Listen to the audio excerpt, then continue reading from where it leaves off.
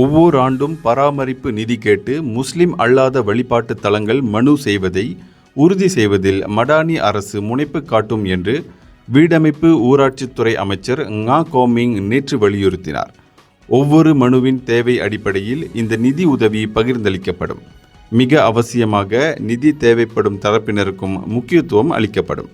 இதற்கு முன் நிதியுதவி பெறாத தரப்பினருக்கும் முக்கியத்துவம் அளிக்கப்படும் என்றும் அமைச்சர் குறிப்பிட்டார்.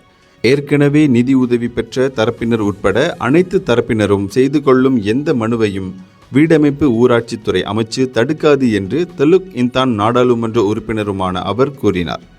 உடனடியாக நிதியுதவி தேவைப்படும் முஸ்லிம் அல்லாத வழிபாட்டு தலங்களுக்கு முக்கியத்துவம் அளிப்பதுதான் இந்த திட்டத்தின் இலக்கு. யாரும் விடுபட்டு விடக்கூடாது, யாரும் ஒடுக்கப்பட்டு விடக்கூடாது எனும் வீடமைப்பு ஊராட்சித்துறை அமைச்சின் இலக்கிற்கு ஏற்ப இது அமைகிறது என்றும் அவர் வலியுறுத்தினார். முஸ்லிம் அல்லாத வழிபாட்டு தலங்கள் நிதியுதவி கோரி ஒவ்வொரு ஆண்டும் வீடமைப்பு ஊராட்சித்துறை அமைச்சில் மனு தாக்கல் செய்யலாம். தேவை நிதிநிலை அடிப்படையில் நிதி உதவிக்கு அங்கீகாரம் வழங்கப்படும் என்று அவர் தமது அறிக்கையில் கூறினார்.